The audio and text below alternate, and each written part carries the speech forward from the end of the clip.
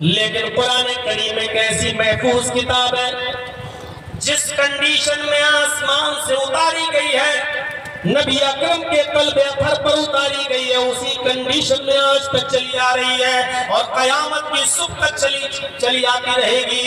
اس کا کوئی بھی کچھ نہیں بگاڑ سکتا۔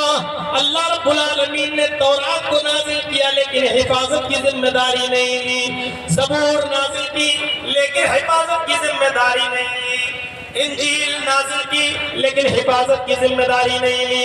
لیکن جب اللہ نے قرآن کریم کو نازل کیا تو فرمایا اِنَّا نَحْنُ نَزَّلْنَا الذِّكْرَ وَإِنَّا لَهُ لَحَافِظُونَ، ہم ہی نے اس قرآن کریم کو نازل کیا اور ہم ہی اس قرآن کریم کی حفاظت فرمائیں گے۔ یہ قرآن اپنی اصلی شکل میں چلا آ رہا ہے، جب سے نازل ہوا تب سے اب تک اور قیامت تک اسی اصلی شکل میں رہے گا، اور اس کی حفاظت کی ذمہ داری اللہ رب العالمین نے لی ہے۔ ایک صاحب تھے بیچارے، ادباً کہہ دیتا ہوں ورنہ صاحب کہلانے کے لائق تو نہیں ہے، چلا تھا قرآن کی آیتوں کو بدلنے کے لیے، چلا تھا کچھ قرآن کی آیتوں کو ہٹانے کے لیے۔ اس نے سپریم کورٹ میں پٹیشن بھی دائر کرنی تھی کہ اتنی آیتوں کو ہٹایا جائے، اتنے آیتوں کو نکالا جائے۔ اللہ کی ٹھوکر ایسی لگی کہ اللہ ہی نے اس کو ہی نکال دیا اسلام سے، اور آج نہ اس کے گھر والے اس کو دفنانے کے لیے تیار، نہ ہندو بھائی اس کو جلانے کے لیے تیار۔ دھوبی کا گدھا نہ گھر کا رہا نہ گھاٹ کا۔ اعوذ باللہ من الشیطان الرجیم،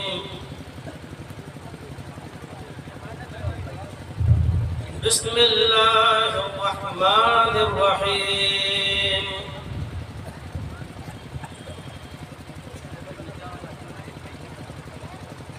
وَمَن يَبْتَغِ غَيْرَ الْإِسْلَامِ دِينًا فَلَن يُقْبَلَ مِنْهُ وَهُوَ فِي الْآخِرَةِ مِنَ الْخَاسِرِينَ۔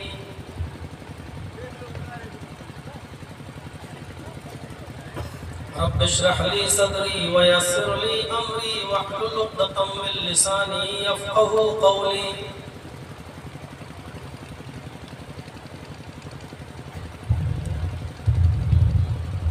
اس عظیم الشان اجلاس کے صدر محترم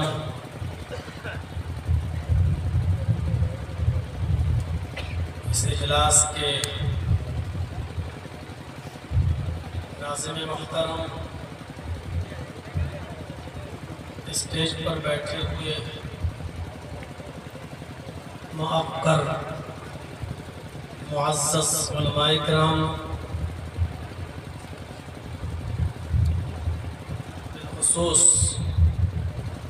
فضیلت الشیخ مولانا عبد الرحمن صاحب السلفی حفظہ اللہ، جنہوں نے مجھ سے رابطہ قائم کیا اور شنکر نگر کے اس پروگرام کی تاریخ متعین کی، اور شنکر نگر اور اس کے اطراف و اکناف سے تشریف لائے ہوئے ہمارے معزز سامعین حضرات، پردہ نشین اسلامی خواتین، ماں اور بہنوں، قوم و ملت کے لائق پر نوجوانوں، مستقبل کے ہونہار عزیز بچوں، 22 جون کا یہ پروگرام کافی پہلے سے فکس تھا، اور اپنے وقت مقررہ پر آپ لوگوں نے بڑی محنت اور جانفشانی کے ساتھ، دل جمعی کے ساتھ تعاون کر کے اس پروگرام کو یہاں رچایا اور بسایا، اور الحمدللہ جتنے علماء کو آپ نے مدعو کیا وہ سب شریک ہوئے۔ میں کل اس وقت آگرہ میں تھا، ممکن نہیں تھا اس اجلاس میں میرا پہنچنا۔ 5 مئی کو میرے والد محترم کا انتقال ہو گیا، اللہ ان کو غریق رحمت فرمائے۔ اور اس کے بعد سے پھر میں مسلسل اٹاوا ہی میں ہوں۔ بقرعید کا دن تھا قربانی کا، محلے میں جو چلن ہے، گاؤں میں ہوتا ہی عام طور پر کہ جب پہلی کوئی عید یا بقرعید آتی ہے بہت سے لوگوں کا آنا جانا رہتا ہے۔ اسی سلسلے میں کچھ لوگ آئے گئے، کچھ لیڈیز آئیں، خواتین آئیں۔ ہماری والدہ کی طبیعت کچھ ناساز ہو گئی، بی پی ہائی ہو گیا، ڈپریشن میں چلی گئی، اور اسی وقت سے میں ان کی دیکھ ریکھ میں لگا تھا۔ کل یہ حالت تھی کہ مجھے جمعہ کا خطبہ دینے کے بعد ان کو آگرہ لے جانا پڑا، اور ادھر سے عبدالاول صاحب کا فون، مولانا عبدالرحمن صاحب کا فون۔ میں نے کنڈیشن بتائی کہ دیکھیے اگر آگرہ میں ایڈمٹ کر لیا ڈاکٹر نے تب تو میں اپنی والدہ کے ساتھ رہوں گا، اور اگر چیک کرنے کے بعد کچھ جانچیں کرانے کے بعد دوائیں لکھ دی اور میں گھر لے آیا تو پھر میں کوشش کروں گا کہ میں آ جاؤں۔ رات کے 4 بجے تک میں وہیں رہا، اور پھر جب ساری رپورٹس نارمل آئیں تو پھر دوا لکھوا کے میں وہاں سے چلا، اور 6 بجے میں اٹاوا پہنچا، اور پھر وہاں سے ظہر بعد نکلا، کیونکہ اس وقت میں بھی دیکھنا تھا ان کی طبیعت کچھ بگڑ تو نہیں جا رہی۔ ظہر کے بعد نکلا، تقریباً 4:30-5 بجے میں لکھنؤ پہنچا، اور پھر اسی گاڑی سے میں یہاں تک پہنچا۔ اللہ تعالیٰ سے دعا کیجئے کہ اللہ تعالیٰ والدہ محترمہ کو بھی شفاء کاملہ اور عاجلہ عطا فرمائے، اور جتنے لوگ بیمار ہیں اللہ ان سب کو شفاء کاملہ اور عاجلہ عطا فرمائے۔ مجھ سے پہلے جو 2 عظیم خطبہ نے آپ کے سامنے خطاب کیا ہے، آپ نے بیٹھ کر سنا، اور آپ کی ہمت کو بھی میں داد دیتا ہوں کہ آپ عشاء کے بعد سے لے کر رات کے 1:30 بجے تک ابھی تک یہاں دل جمعی کے ساتھ بیٹھے ہوئے ہیں۔ آپ نے ان دونوں خطیبوں کو سنا، بیچ میں نظمیں نعتیں بھی سنی، اور اب مجھے بھی برداشت کر رہے ہیں۔ اللہ رب العالمین ہمارے یہاں بیٹھنے کو قبول فرمائے، جو باتیں کہی گئی ہیں اور کہی جا رہی ہیں اللہ کہنے والوں کو، سننے والوں کو عمل کی پوری توفیق عطا فرمائے۔ شیخ جلال الدین قاسمی حفظہ اللہ کا انداز اپنا ایک الگ انداز ہے، حدیثوں کے حافظ ہیں، قرآن کی مفسر ہیں، کئی علمی کتابیں وہ لکھ چکے ہیں اور کئی زیر طبع ہیں۔ اس وقت اپنا ایک اسکول دا نالج کے نام سے جو چلا رہے ہیں اس پر ان کی پوری توجہ ہے، پروگرام کم کر دیے ہیں۔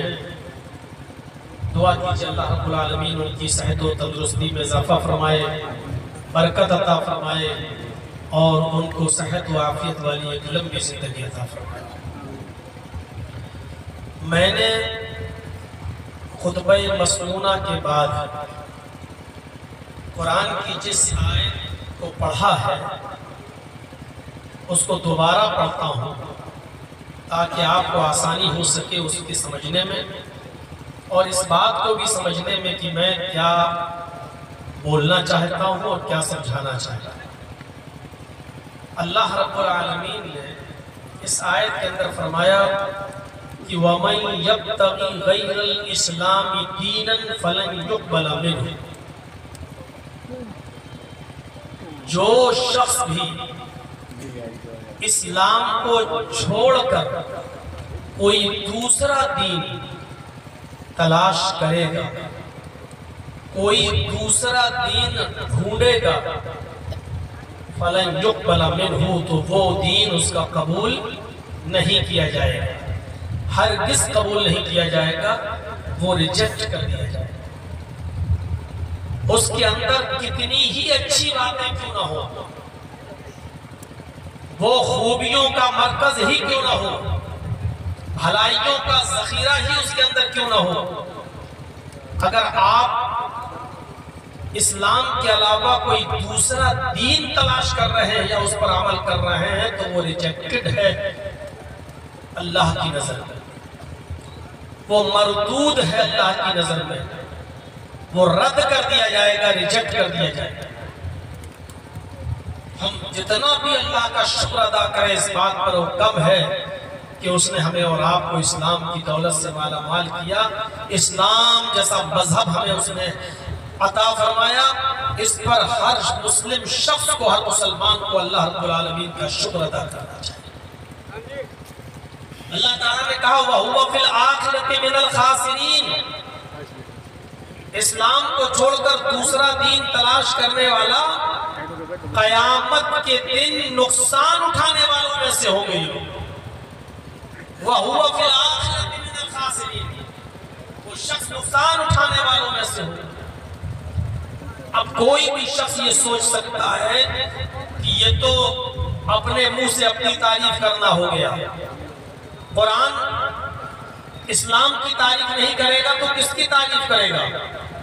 اور جرجی صاحب مسلمان ہیں، وہ اسلام کی تعریف نہیں کریں گے تو کس کی تعریف کریں گے؟ یہ کوئی بھی آدمی کہہ سکتا ہے، بول سکتا ہے، لیکن مسئلہ یہ نہیں ہے۔ اللہ تعالیٰ نے یہاں اسلام کی تعریف کی کیوں ہے یہ دیکھیے گا اور اس کو سمجھنے کی کوشش کیجیے گا۔ اسلام اس لیے بہتر نہیں ہے کیونکہ وہ مسلمانوں کا مذہب ہے، اسلام اس لیے بہتر ہے اور سب سے عمدہ اور سب سے اچھا دین ہے۔ کیوں؟ کیونکہ اللہ تبارک و تعالیٰ کی طرف سے نازل کیا ہوا یہی دین ہے۔ اللہ رب العالمین نے صرف ایک ہی دین اتارا ہے اور وہ دین آدم سے لے کر محمد رسول اللہ صلی اللہ علیہ وسلم تک چلا آ رہا ہے۔ وہ دین سب کا دین ہے اور وہی دین اسلام ہے۔ جب آپ یہ کہیں گے تو ہر غیر مسلم، ہر نان مومن آپ سے اعتراض کرے گا۔ آپ اس کے سامنے کہیں گے اسلام کی تعریف کریں گے اور یہ کہیں گے یہ دین محمد رسول اللہ صلی اللہ علیہ وسلم لے کر آئے تو کوئی اس کو نہیں مانے گا۔ جب آپ اس کے سامنے یہ بات رکھیں گے کہ یہ اسلام آدم سے لے کر محمد رسول اللہ تک جتنے بھی نبی، جتنے بھی اوتار، جتنے بھی رشی، جتنے بھی منی، جتنے بھی پیغمبر، جتنے بھی میسنجر سے دنیا میں آئے، جتنے بھی پروفٹ آئے، وہ سب اسی اسلام کو لے کر آئے۔ یہ آدم سے لے کر محمد رسول اللہ تک سارے پیغمبروں کا، سارے نبیوں کا دین یہی دین تھا۔ تو کوئی اعتراض نہیں کرتا۔ بھائی اللہ نے یہ ہوا جو چلائی ہے، جو آج ہمیں محسوس ہو رہی ہے، ہم اور آپ کھلی ہوا میں بیٹھے ہیں، یہ اللہ تعالیٰ کی طرف سے جو ہوا کی تخلیق ہوئی ہے، یہ کیا صرف مسلمانوں کے لیے ہے؟ اس ہوا پر سب کا ادھیکار ہے، ہندو بھائیوں کا بھی ہے، مسلمانوں کا بھی ہے، سکھوں کا بھی ہے، عیسائیوں کا بھی ہے، بدھسٹوں کا بھی ہے۔ کوئی یہ نہیں کہہ سکتا کہ یہ صرف مسلمانوں کے لیے ہے یا ہندو بھائیوں کے لیے یا جینیوں کے لیے، نہیں، یہ سب کے لیے ہے۔ یہ آسمان سے جو بارش ہوتی ہے کیا اس پر کسی ایک قوم کا ادھیکار ہے؟ نہیں۔ کیا کوئی یہ کہہ سکتا ہے کہ نہیں یہ آسمان سے جو بارش ہوتی ہے صرف ہندوؤں کے لیے ہوگی، مسلمانوں کے لیے نہیں؟ ہندو بھائیوں کو بھی اسی بارش سے فائدہ ملتا ہے، مسلمانوں کو بھی پہنچتا ہے، عیسائیوں کو بھی پہنچتا ہے، بدھسٹوں کو بھی پہنچتا ہے، جینیوں کو بھی پہنچتا ہے۔ دنیا میں جتنے بھی جیوت دھرم ہیں ان دھرم کے سبھی ماننے والوں کو پہنچتا ہے۔ اسی طریقے سے سورج کی روشنی سب کے لیے، چاند کی روشنی سب کے لیے، یہ دھرتی یہ زمین اللہ نے بنائی یہ سب کے لیے، یہ آسمان اللہ نے بنایا سب کے لیے۔ تو ظاہر ہے یہی سے سوچنے کی ضرورت ہے اور کہ جب اللہ کی بنائی ہوئی ہوا سب کے لیے ہے، سورج کی روشنی سب کے لیے ہے، چاند کی روشنی سب کے لیے ہے، تو بارش سب کے لیے ہے، اسی طریقے سے اللہ تبارک و تعالیٰ کی طرف سے نازل کیا ہوا اتارا ہوا دھرم بھی ایک ہے، وہ بھی سب کے لیے۔ یہ تو ہم اور آپ ہیں جنہوں نے الگ الگ دھرم بنا ڈالے ہیں۔ کوئی ہے جو چندرما کی پوجا کرنے لگا، کوئی ہے جو چاند کو دیکھ کر روزہ رکھنے لگا اور چاند کو دیکھ کر افطار کرنے لگا۔ مانتے سبھی ہیں، فائدہ سبھی اٹھا رہے ہیں، لیکن غور کرنے کی چیز ہے کہ چاند کسی ایک کا نہیں، سورج کسی ایک کا نہیں، اللہ نے جو بنایا ہے اس کی تخلیق کی وہ سب کے لیے ہے۔ ایسے ہی اللہ رب العالمین نے جو دین دیا ہے، جو دھرم اتارا ہے، وہ سب کے لیے ہے۔ عربی میں اسی کو اسلام کہہ لو، سنسکرت میں اسی کو سناتن کہہ لو، شاشوت کہہ لو،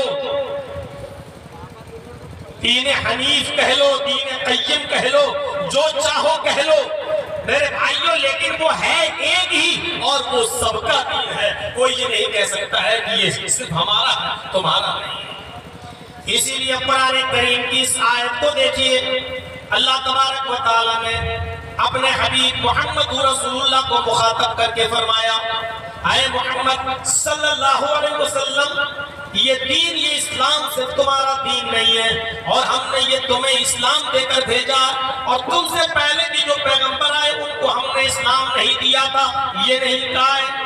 اللہ نے کہا ہم نے ان سب کو اسی دین کی دعوت دی تھی، اسی کا پیغام دیا تھا جو پیغام تم لے کر جا رہے ہو۔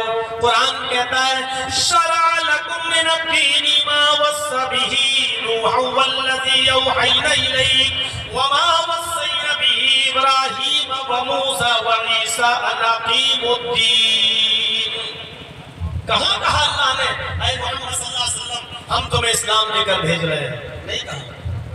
علماء بیٹھے پوچھئے، قرآن کہتا ہے، اللہ کہہ رہا ہے اے محمد صلی اللہ علیہ وسلم ہم نے آپ کے لیے اسی دین کو مشروع قرار دیا ہے، ہم نے آپ کو اسی دین کے نفاذ کا حکم دیا ہے۔ شرع لکم من الدین ما وصى به نوحا، جو دین ہم نے آپ سے پہلے نوح کو دے کر بھیجا تھا، جس دین کے نفاذ کا حکم ہم نے نوح کو کیا تھا، نوح کو دے کر بھیجا تھا۔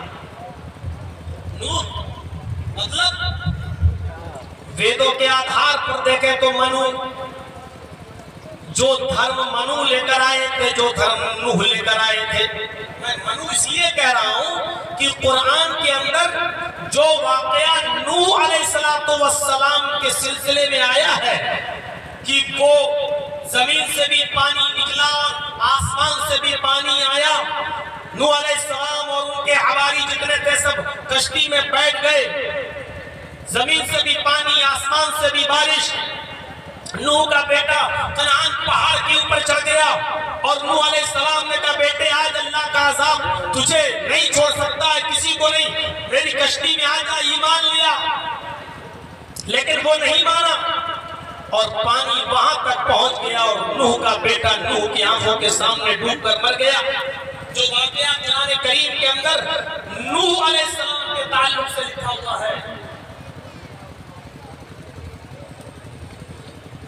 جو واقعہ نوح علیہ السلام کے تعلق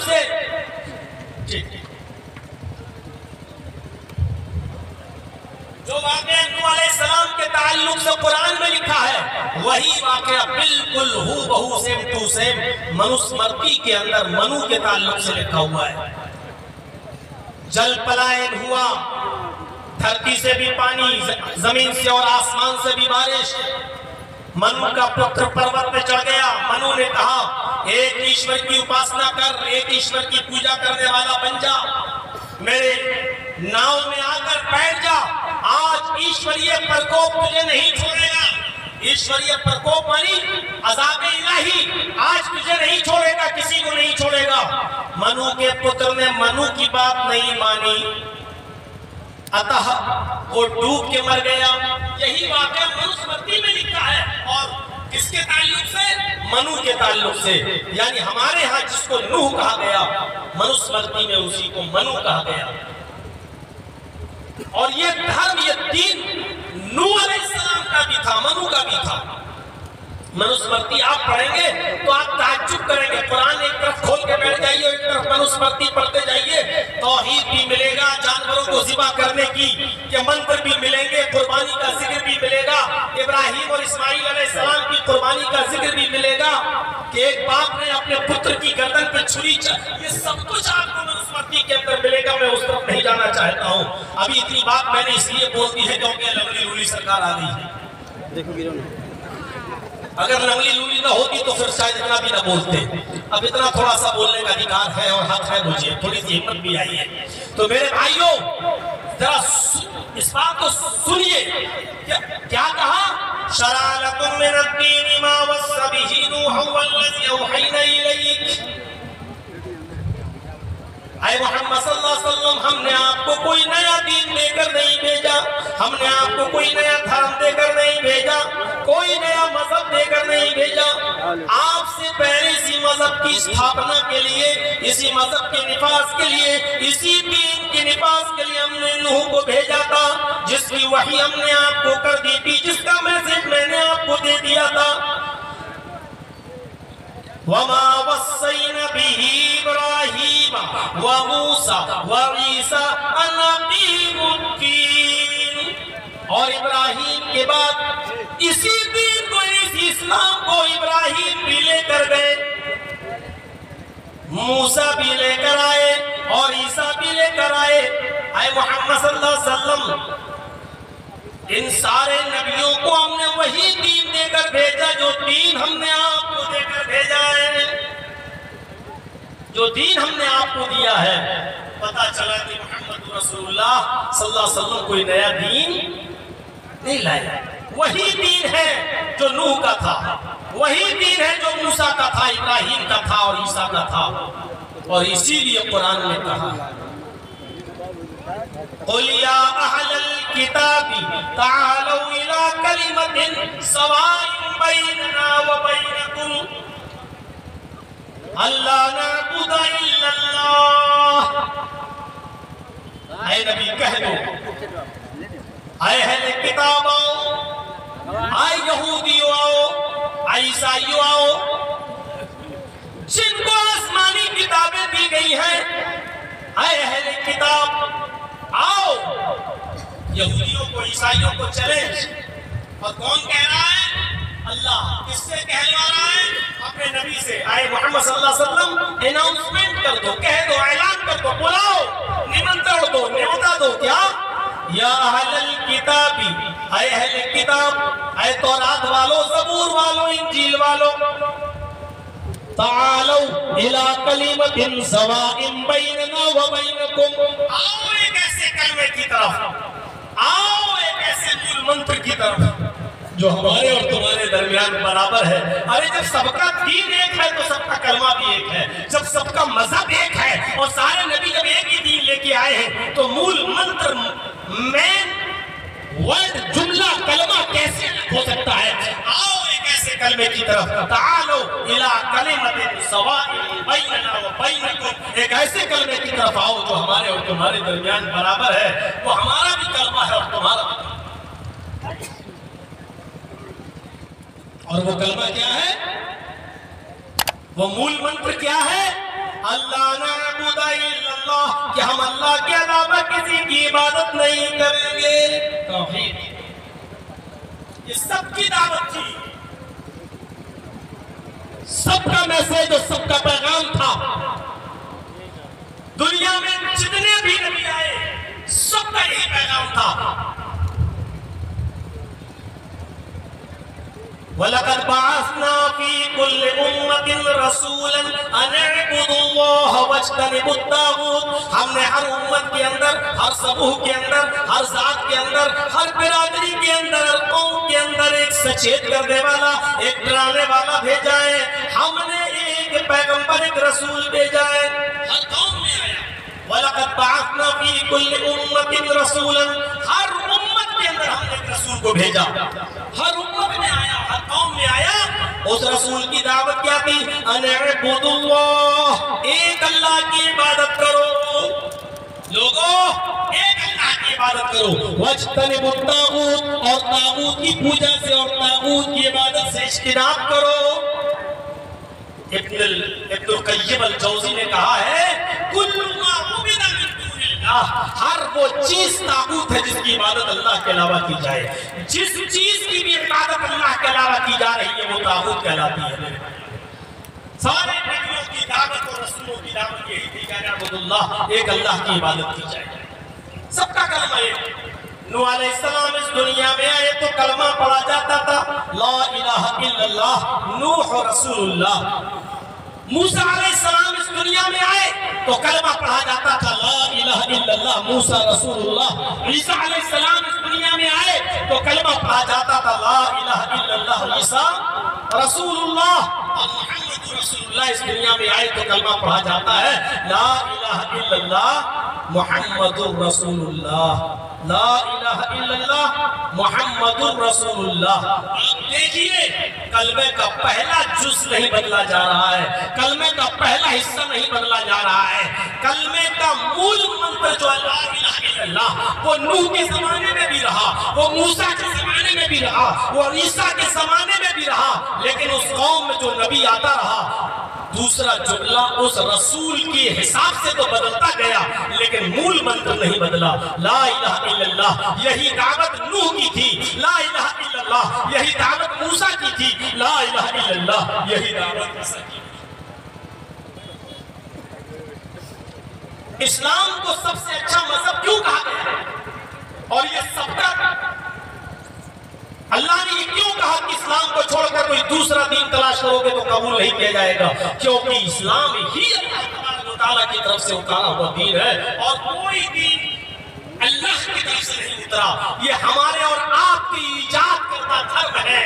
مذہب ہم نے اور آپ نے بنا ڈالے وہ ہے, ورنہ اللہ کی طرف سے نازل کیا ہوا دین صرف ایک ہے اور وہ ہے اسلام. اسی کو سنسکرت میں کہتے ہیں شاشوت دھرم. شاشوت کس کو کہتے ہیں؟ آکاش سے دھرتی تک, آسمان سے زمین تک سرکشت محفوظ, جس کا کوئی نقطہ کوئی حصہ بھی جس کا مٹایا نہ گیا ہو, سرکشت ہو, آسمان سے جس کنڈیشن میں اترا زمین پر اسی کنڈیشن میں ہو, اس کو کہتے ہیں شاشوت. شاشوت کا معنی سرکشت. مجھے بتا دیجئے قرآن سے زیادہ سرکشت کتاب کوئی ہے آج یا کوئی دنیا کا بڑے سے بڑا مذہبی انسان کسی بھی دھرم کا ماننے والا ہو کیا وہ یہ کہہ سکتا ہے کہ ہماری کتاب بالکل سرکشت ہے اور اس میں کوئی چیز بدلی نہیں گئی ہے؟ عیسائیت ہر 100 سال کے بعد چینج ہوتی ہے. اور رامائن تلسی داس جی کی ہے جس کا نام ہے رام چرت مانس, اور ایک رامائن ہے والمیکی جی کی جو 2000 سال پہلے لکھی گئی تھی. والمیکی جی نے جو لکھی اس رامائن کو دیکھ لیں اور رام چرت مانس دونوں کو دیکھ لیں تو دونوں میں زمین و آسمان کا فرق. دونوں رامائنوں میں زمین آسمان کا انتر. آپ کی کلیان پریس, یہ گیتا پریس گورکھپور سے جو چھپی ہے اس کو دیکھ لیجیے, اور ممبئی میں جو چھپی ہوئی ہے اس رامائن کو دیکھ لیجیے. ایک ہی کنٹری ہے لیکن چینجنگ ہو چکی ہے. بائبل کے نسخے بدلے جا چکے ہیں. برٹین کی بائبل دیکھ لیجیے اور امریکہ کی دیکھ لیجیے, بہت فرق نظر آ جائے گا.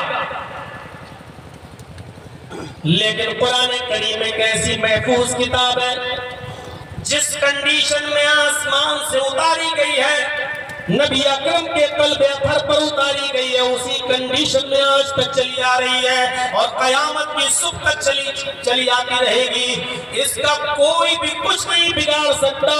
اللہ رب العالمین نے تورات کو نازل کیا لیکن حفاظت کی ذمہ داری نہیں لی, زبور نازل کی لیکن حفاظت کی ذمہ داری نہیں لی, انجیل نازل کی لیکن حفاظت کی ذمہ داری نہیں لی. لیکن جب اللہ نے قرآن کریم کو نازل کیا تو فرمایا اِنَّا نَحْنُ نَزَّلْنَا الذِّكْرَ وَإِنَّا لَهُ لَحَافِظُونَ.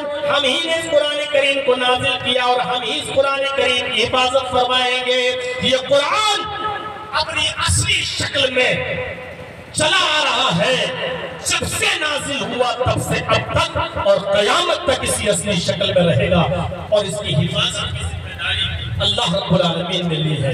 ایک صاحب تھے بیچارے, ادباً کہہ دیتا ہوں ورنہ صاحب کہلانے کے لائق تو نہیں ہے, چلا تھا قرآن کی آیتوں کو بدلنے کے لیے, چلا تھا کچھ قرآن کی آیتوں کو ہٹانے کے لیے. اس نے سپریم کورٹ میں پٹیشن کی دائر کرنی تھی کہ اتنی آیتوں کو ہٹایا جائے, اتنے آیتوں کو نکالا جائے. اللہ کی ٹھوکر ایسی لگی کہ اللہ ہی نے اس کو ہی نکال دیا اسلام سے، اور آج نہ اس کے گھر والے اس کو دفنانے کے لیے تیار، نہ ہندو بھائی اس کو جلانے کے لیے تیار۔ دھوبی کا گدھا نہ گھر کا رہا نہ کھاٹ کا۔ اب اتنی مبارک ہستی تو ہے نہیں کہ اس کا نام لوں میں، اس کا نام لینے سے پہلے وضو بنانا پڑے گا۔ اور آپ سمجھ رہے ہوں گے کہ وہ کون ہے؟ میرے بھائیوں، آپ اندازہ لگا سکتے ہیں نا؟ چلاتا قرآن بدل لے اللہ نے، اسی کو بدل ڈالا۔ لے آج تجھے تیری اولاد بھی 2 گز زمین میں دفن کرنے کے لیے تیار ہے، اور ادھر کو اپنانے کے لیے تیار نہیں ہے۔ ارے وہ آج تک اپنے یہاں کے دلت اور اپنے شودر ہندو بھائیوں کو وہ درجہ نہیں دے سکے، تم تو یہاں سے گئے ہو، تمہیں کیا درجہ دیں گے؟ تم تو یہاں سے گئے ہو، تمہیں وہ کہاں اپنے سر پہ بٹھائیں گے؟ وہ اپنے ہی شودر کو، وہ اپنے ہی دلتوں کو میرے بھائیوں ابھی سچا ہندو نہیں مان سکے۔ دیکھ لیجئے ابھی قنوج کے اندر کیا ہوا۔ اکھلیش صاحب ایک مندر میں چلے گئے پوجا کرنے کے لیے، جب نکلے تو سارے برہمنوں نے وہ مندر ہی ڈھوڑالا پورا کا پورا۔ ایک نیچی اور دلت سماج کے شخص کا مندر میں جانا آج جی میرے بھائیوں ان کی یہ عادتیں بتلا رہی ہیں کہ یہ لوگ کس نظر سے دیکھتے ہیں دلت سماج کو۔ موقع ملے گا تو اس طرف ہم آئیں گے۔ تو جو اپنے یہاں کے لوگوں کو اپنا مقام نہ دے سکے ہو، سچا ہندو نہیں مان سکے ہو، جو یہاں سے گئے ہو ان کو کون سا مقام دے دیں گے؟ تو یہ دین سب کا تھا، اس لیے اللہ نے کہا کہ جو اس دین کو چھوڑے گا اور دوسرا دین تلاش کرے گا وہ اس کا ہرگز قبول نہیں کیا جائے گا۔ سب کا مول منتر یہی تھا، اور اسی لیے یہ دین مکمل ہے۔ لے کر آئے آدم سے لے کر عیسیٰ تک سارے نبی، لیکن مکمل ہوا جناب محمد رسول اللہ کے ذریعے۔ الیوم اکملت لکم دینکم واتممت علیکم نعمتی وَرَضِيتُ لَكُمُ الْإِسْلَامَ دِينًا، آج میں نے تمہارے لیے تمہارے دین کو مکمل کر دیا اور اپنی نعمتوں کا اتمام کر دیا۔ وَرَضِيتُ لَكُمُ الْإِسْلَامَ دِينًا، اور آج میں تمہارے دین اسلام سے راضی اور خوش ہو گیا۔ اللہ اسی اسلام سے راضی اور خوش ہے جو نبی نے دیا ہے۔ ابھی یہ مہینہ گزر جانے کے بعد دیکھیے گا ایک اور مہینہ آنے والا ہے، اس میں جو خرافاتیں آپ دیکھیں گے تو تھوڑا دیکھ لیجئے گا، کیا نبی نے یہ سب چیزیں دی تھیں؟ کیا یہ بھالے، یہ بلم، یہ تیر، یہ کھپچیاں، یہ تازیے اور یہ ڈھول، یہ تاشے، یہ سب کیا نبی نے دیے؟ یہ سب غور کریے گا۔ آج اسلام کا نام لے لے کر جو یہ سب بیان کیے جاتے ہیں اور اسلام سے جوڑا جاتا ہے، جبکہ اسلام سے ان کا کوئی دور کا بھی واسطہ نہیں ہے۔ الیوم اکملت لکم دینکم واتممت علیکم نعمتی ورضیت لکم الاسلام دینا، آج میں نے تمہارے دین کو تمہارے لیے مکمل کر دیا۔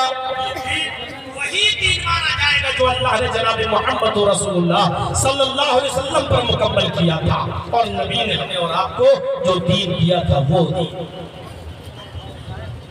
اسلام کو اللہ نے کیوں پسند کیا ہے؟ کئی وجہ ہے، ابھی تو میں نے بتا دیا، اس لیے کہ یہ سب کا دین ہے۔ دوسرا یہ کہ اس پہ کلمہ بھی جو ہے وہ سب کا کلمہ۔ تیسری چیز یہ ہے کہ اس کے اندر یہ ہے کہ اسلام دین مکمل ہے، کمپلیٹ دین ہے، اور توحید ہے، دین توحید۔ دنیا کا کوئی دھرم ایسا نہیں ہے جس میں توحید نہ ہو، توحید سب میں ہے۔ لیکن میں اسلام کو دین توحید کیوں کہہ رہا ہوں؟ کیونکہ اسلام میں صرف توحید ہے اور شرک نہیں ہے۔ قرآن پڑھیے توحید ملے گی، شرک نہیں ملے گا۔ دوسرے مذہب کے اندر توحید بھی ہے لیکن ساتھ میں شرک بھی ہے۔ مثلا عیسائیت کو لے لیجیے، انجیل میں لکھا، آج دیکھیں بدل گئی، انجیل میں ہے there is no God but God is only one، اللہ ایک ہے۔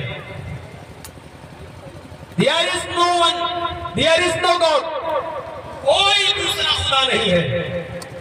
But God is the only one. ایک ہی ہے اللہ، ایک ہے،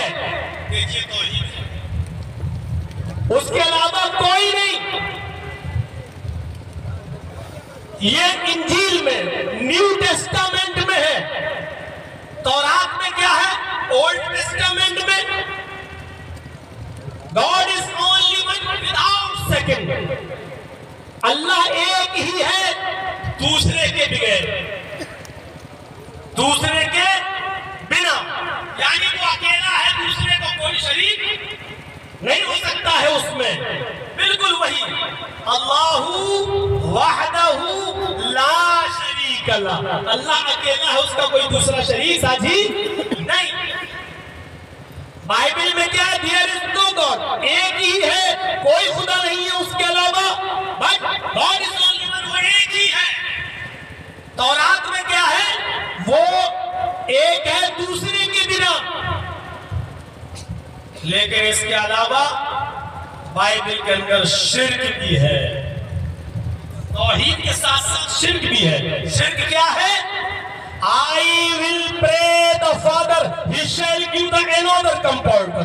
میں اپنے پتا سے، میں اپنے باپ سے دعا کروں گا۔ عیسیٰ علیہ السلام کہہ رہے ہیں، جیسس کہہ رہے ہیں، میں اپنے باپ سے دعا کروں گا، یعنی اللہ کو اپنا باپ ہی کہہ رہے ہیں۔ یعنی عیسیٰ علیہ السلام کہہ رہے ہیں، میں اپنے پتا سے، اپنے باپ سے دعا کروں گا۔ کیا دعا کروں گا؟ He give the another comforter، کہ وہ تمہیں دوسرا پروٹیسٹنٹ دے، دوسرا رہبر دے، دوسرا مارگدرشک دے، دوسرا راستہ دکھانے والا دے، دوسرا کوئی نبی دے، رہبر رہنما دے۔ میں اپنے باپ سے یہ دعا کروں گا۔ عیسیٰ علیہ السلام اللہ کو اپنا باپ کہہ رہے ہیں، یہ شرک بھی ہے بائبل کے اندر، جو آج بھی موجود ہے۔ اس لیے کوئی بھی دھرم دین توحید نہیں رہ گیا ہے، کیونکہ توحید کے ساتھ ساتھ اس کے اندر شرک بھی ملی ہوئی ہے، شرک کی آمیزش ہو گئی ہے۔ بائبل میں تھوڑا سا اور آگے بڑھیے، 3/1 اور 1/3 کا فارمولا ملے گا۔ ایک تین ہے اور تین ایک ہے، ایک تین اور تین ایک، یعنی اللہ ہی عیسیٰ ہے، اللہ ہی مریم ہے۔ عیسیٰ ہی اللہ ہے، عیسیٰ ہی مریم ہے، مریم ہی اللہ ہے، مریم ہی عیسیٰ۔ ایک تین تین ایک، 3/1 1/3، ایک تین ہے تین ایک ہے۔ یہ بائبل کے اندر اسی کے آگے مل جائے گا۔ کیا ملے گا؟ اللہ ہی عیسیٰ ہے، اللہ ہی مریم ہے، عیسیٰ ہی اللہ ہے، عیسیٰ ہی مریم ہے، مریم ہی اللہ ہے، مریم ہی عیسیٰ ہے۔ ایک تین ہے اور تین ایک ہے۔ اس لیے عیسائیت دین توحید نہیں کہلایا جائے گا۔ کیوں؟ اس لیے کہ اس کے اندر توحید کے ساتھ ساتھ شرک بھی ہے۔ ہمارے ہندو بھائیوں میں بہت توحید ہے۔ ہم تو سمجھتے کوئی نیتا جی آئے تھے، بیٹھیں گے تو تھوڑا سا مزہ آئے گا، چارے دھنیواد دے کر چلے گئے۔ ہندو دھرم کے اندر بھی توحید ہے۔ توحید دیکھ لیجیے پہلے کیا ہے۔ وہ ایک منتر تو آپ نے بہت بار سنا ہوگا، توحید کی جان ہے وہ، جیسے لا الہ الا اللہ توحید کی جان ہے، ایسی ہندو دھرم کے اندر یہ برہم سوتر جو ہے وہ توحید کی جان ہے، ایک ایشور بات کی جان ہے۔ ایکم برہمادتیہ ناستے ناستے کنچن، ایک ہی برہما ہے، اس برہانڈ کا رچیتا اور رچناکار ایک ہی ہے۔ دتیہ ناستے، دوسرا نہیں ہے، نہیں بالکل نہیں ہے، نا ہرگز نہیں ہے، کنچن ذرا سا بھی نہیں ہے۔ اس کائنات کا، اس برہانڈ کا رچیتا اور رچناکار ایک ہی ہے، کریٹر آف یونیورس ایک ہی ہے، ماسٹر آف ورلڈ ایک ہی ہے، اس دنیا کا مالک، اس دنیا کا خالق ایک ہی ہے، اس دنیا کا رچیتا اور رچناکار ایک ہی ہے، دوسرا نہیں ہے، بالکل نہیں ہے، قطعی نہیں ہے، ذرا سا بھی نہیں ہے۔ اس سے زیادہ توحید اور کیا ملے گی؟ اور دیکھ لیجیے یجروید میں، یجتیو یوپم ممبا نستسما دیوی شوری ایشا، دماغ کی نسیں کھل جائیں گی۔ یجتیو یوپم ممبا، اسی سے مانگو وہی سب کچھ دینے والا ہے۔ یاچنا کے معنی بھیک مانگنا، اور اسی سے سنسکرت میں امپریٹو سینٹنس بنتا ہے فعل امر، یجت کی مانگو، یو اس میں اشارہ مرید کے لیے، اور دو بار یوں آ رہا ہے، یجتی یو مانگو اس سے وہی ہے، مما سب کچھ دینے والا، ہائے مانو ذاتی ہے بھکتو، اسی کو پکارو، اسی سے مانگو، وہی ہے دینے والا، نستسما دیوی شوری ریشا، دیوی شو دیوی کا نام بھی آ رہا، نستسما دیوی شوری ریشا، اس کے اترکت اس کے علاوہ کوئی بھی دیوی دیوتا تمہیں کچھ بھی نہیں دے سکتا ہے، اس کے اترکت اس کے علاوہ کوئی بھی نہیں دے سکتا ہے تمہیں، کوئی بھی دیوی دیوتا۔ اور یہ سب منتر میں اس وقت سے پڑھ رہا تھا جب وہ گول والی کیسٹیں چلتی تھی، یاد ہے نا، وہ گول والی چلتی تھی، اس کے بعد پھر وہ ٹیپ ریکارڈ والا دور آیا، اس کے بعد پھر اور آگے بڑھا معاملہ، اور اب تو ٹیپ ریکارڈ اور ان کیسٹوں کا پتہ ہی نہیں چلتا ہے، تو یہ یہاں بیٹھ رہے ہیں اور سعودی عرب میں دیکھا جا رہا ہے کہ جرجی صاحب کیا بول رہے ہیں، جلال الدین قاسمی صاحب کیا بول رہے ہیں، اور جو بول رہے ہیں وہ ریکارڈ ہو رہا ہے۔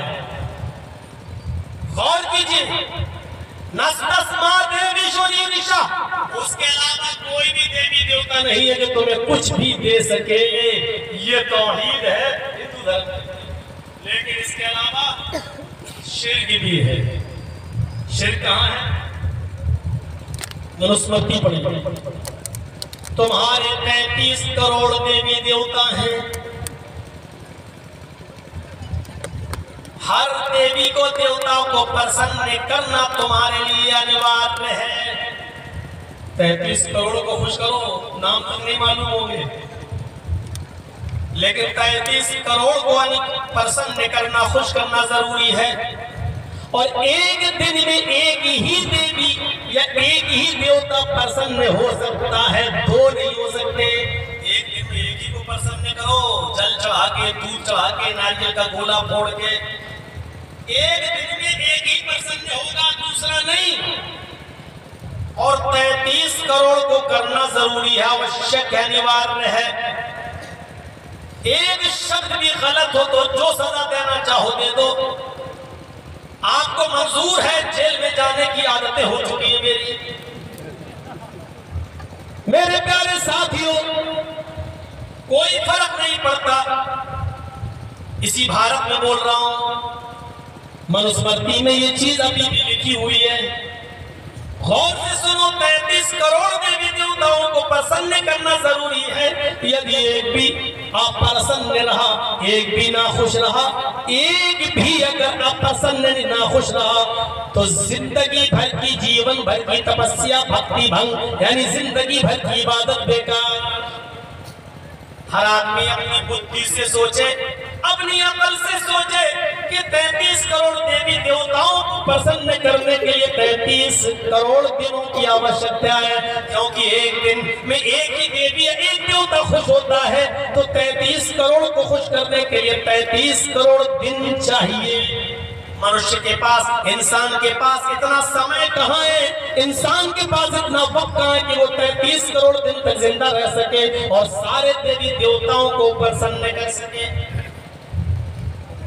ہمارے اثر کہا گیا، اسی کو پرسن کرو، اسی کو خوش کر لو، بس وہ خوش، ساری دنیا ناراض۔ توحید تو یہ ہے کہ خدا حشر میں کہہ دے، یہ بندہ دو عالم سے خفا میرے لیے تھا۔ میرے بھائیوں، غور کرو، توحید تو اسی کا نام ہے کہ حشر میں اللہ یہ کہہ دے، اے فرشتوں میرے بندے کو چھوڑ دو، اس کو ڈائریکٹ جنت میں داخل کر دو۔ یہ ساری دنیا سے ناراض تھا، ساری دنیا اس کے پیچھے پڑی تھی، ساری دنیا اس کے مخالف تھی، اس کے وروٹھی تھی، اس لیے کہ یہ مجھے چاہتا تھا، میری توحید پر قائم تھا۔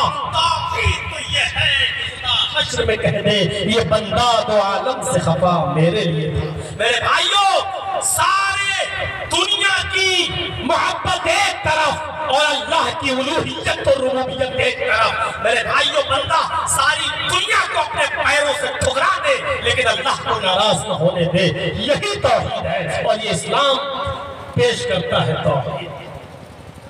میں نے بتا دیا عیسائیت میں توحید ہے تو شرک بھی ہے، ہندو دھرم کے اندر توحید ہے تو شرک بھی ہے، لیکن اسلام کے اندر توحید ہی توحید ہے، شرک نہیں ہے۔ مسلمان شرک کرتا ہے یہ ایک الگ مسئلہ ہے، لیکن قرآن میں شرک نہیں ہے، نبی اکرم نے شرک کی اجازت نہیں دی ہے۔ ایک صحابی آئے، کہا جو اللہ چاہے اور جو آپ چاہے، اللہ کے نبی نے ٹوک دیا، نہیں، صرف یہ کہو جو اکیلے اللہ چاہے، جو اکیلے اللہ چاہے، اس کو کہتے ہیں توحید۔ یہ ہے توحید کا درس۔ جب آپ کی سواری آ رہی تھی اور آپ اونٹنی پر سوار تھے اور وہ اونٹنی اللہ کے حکم سے معمور تھی، اوس و خزرج کے بڑے بڑے سردار نبی اکرم کی اونٹنی کی لگام پکڑے ہوئے تھے، اے اللہ کے نبی میرے گھر رک جائیے۔ دوسرا کہتا اللہ کے نبی میرے مہمان بن جائیے۔ آپ نے فرمایا اونٹنی کی لگام کو چھوڑ دو، یہ اونٹنی اللہ کے حکم سے معمور ہے، جس کے دروازے پر بیٹھ جائے گی وہی میرا میزبان ہوگا، میں اس کا مہمان بن جاؤں گا۔ آج یہ اونٹنی میری مرضی سے نہیں اللہ کے حکم سے رکے گی۔ آپ کی سواری بڑھتی جا رہی ہے، اونٹنی چلتی جا رہی ہے۔ مدینے کی عورتیں اپنے گھروں کی چھتوں پہ کھڑی ہو گئی اور محمد رسول اللہ کے آنے کا منظر دیکھ رہی ہیں، نبی اکرم کا دیدار کر رہی ہیں کہ آج یہ اونٹنی کس کے گھر رکے گی، آج کون سا مکان ہوگا جہاں محمد رسول اللہ رکیں گے، وہ کون سا خوش نصیب انسان ہوگا جو آج محمد رسول اللہ کا میزبان ہوگا۔ مدینے کی 6 اور 5 اور 7 سال کی چھوٹی چھوٹی بچیاں دف بجا رہی ہیں، ڈھول بجا رہی ہیں اور ایک گیت گا رہی ہیں، طلع البدر علینا من ثنیات الوداع وجب الشکر علینا ما دعا للہ داعی۔ آج تو 14ویں رات کا چاند، 14ویں رات کا چاند آج تو مدینے میں طلوع ہوا ہے، فاران کی چوٹیوں سے نمودار ہوا ہے۔ آج تو ایک چاند کی چمک ہمارے مدینے میں آئی ہے، آج تو 14ویں کا چاند ہمارے شہر میں تشریف لایا ہے۔ وجب الشکر علینا ما دعا للہ داعی، ہم تو اللہ کا جتنا بھی شکر ادا کریں وہ کم ہے، اس پر اللہ کا شکر ادا کرنا واجب ہے۔ وہ چھوٹی چھوٹی بچیاں نہیں جانتی تھی، وہ تعریف کر رہی تھی نبی کی، لیکن نبی کی تعریف کرتے کرتے ان کی زبان سے ایک جملہ یہ بھی نکل گیا، وَفِينَا نَبِيٌّ يَعْلَمُ مَا فِي غَدٍ۔ اے مدینے والو، آج ہمارے درمیان ایک ایسے نبی آئے ہیں، آج ہمارے درمیان ایک ایسے رسول آ گئے جو کل کی بات بھی جانتے ہیں۔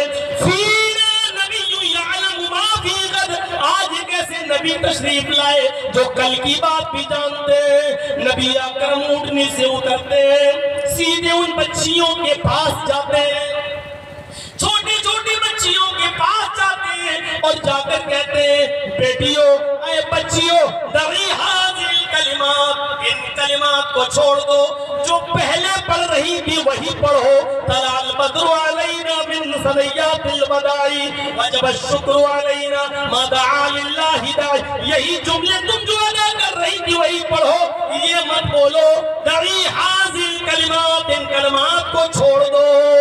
کون سے؟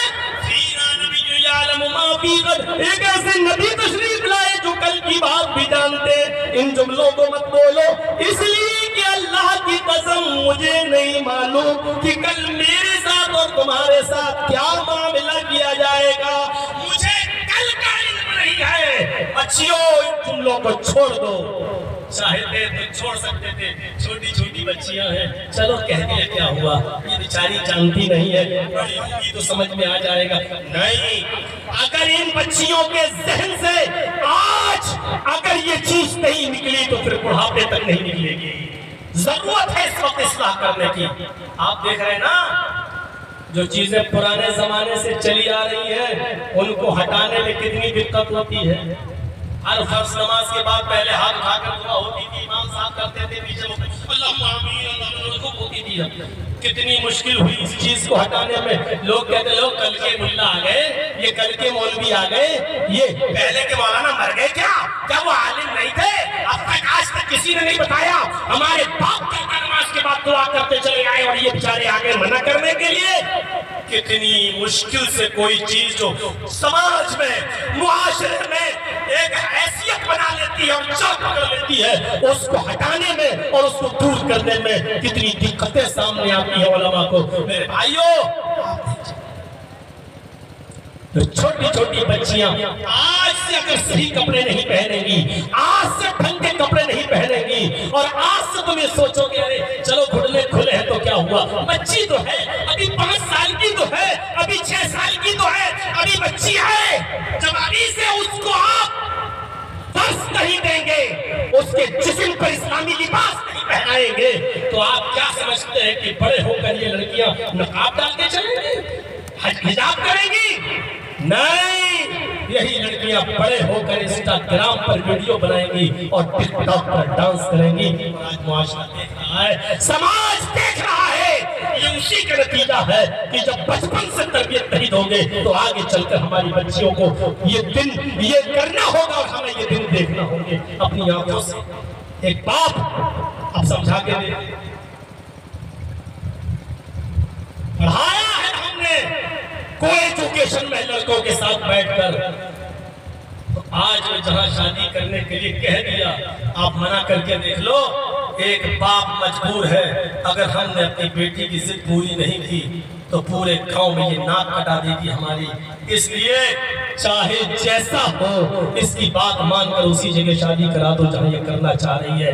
और अगर हमने जरा भी अकल पैदा की और लड़की पर सख्ती की तो ये आजाद ख्याल की बन चुकी है, तिजोरी का सोना चांदी लेके भाग जाएगी फरार, परवाह नहीं होगी उसको। बाप की भी नाक कटेगी और खानदान की भी नाक कटेगी। आज बाप मजबूर है,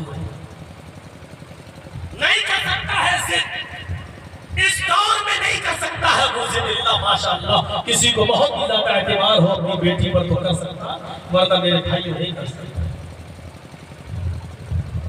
सिर्फ बच्चियां ही नहीं, मौलाना आजकल की औलाद है, सिर्फ औलाद ही की खता नहीं है, कुछ हमारी भी है।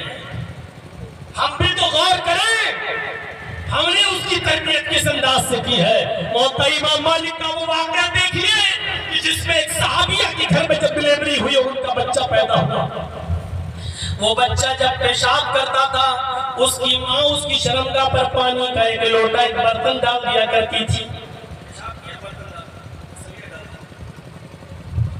जब वो बच्चा पहला दिन चलने के लायक हुआ, पहला दिन जब उसने जमीन पर कदम रखा और चलने के लायक हुआ, उसका पहला दिन था। जब उसको पेशाब लगा तो बच्चे ने अपना छोटा सा बर्तन अपने नन्हे मुन्ने हाथों से उठा लिया और उठाने के बाद वो चला गया और घर के बाहर जहां नाली के पास बैठता था वहीं बैठकर उसने पेशाब करना शुरू कर दिया।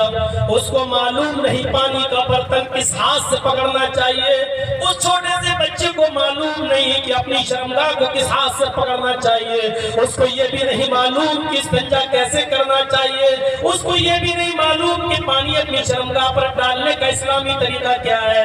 लेकिन उसकी माँ पानी डाल दिया करती थी, बस उसको ये मालूम था कि पानी मेरी माँ डालती थी। उसने पेशाब करने के बाद पानी का बर्तन अपने शर्मगाह पे डाल लिया। माँ ये मंजर देखती है, उसकी आंखों में खुशी के आंसू आ जाते हैं और चीखते हुए आसमान की तरफ देखते हुए चीख कर कहती है, फुस्तु बिरब्बिल काबा, काबे के रब की कसम मैं अपने मकसद में कामयाब हो गई।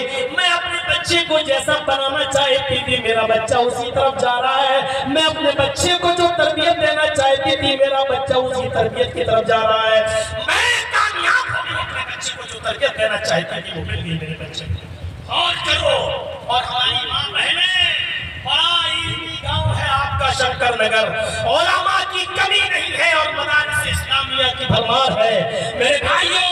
लेकिन इसी गांव में ऐसी औरतें भी होंगी जो अपने छोटे छोटे बच्चों के पैंट की चेन खोल के कहती होंगी बेटे यहाँ कर ले पेशाब, और उनकी आंखों के सामने बच्चा खड़े होकर पेशाब करता हुआ होगा। सोचो और इस सहाबिया से जरा इबारत हासिल करो। اسلام دین توحید ہے۔ محمد رسول اللہ نے برداشت نہیں کیا۔ نہیں، کچھ لوگ آئے ایک شہر سے، ہیرا نام کا شہر تھا، وہاں سے آئے اور کہا اللہ کے رسول ہم کو اجازت دیجئے، میں نے ہیرا شہر کے اندر دیکھا ہے یہودیوں کو کہ وہ اپنے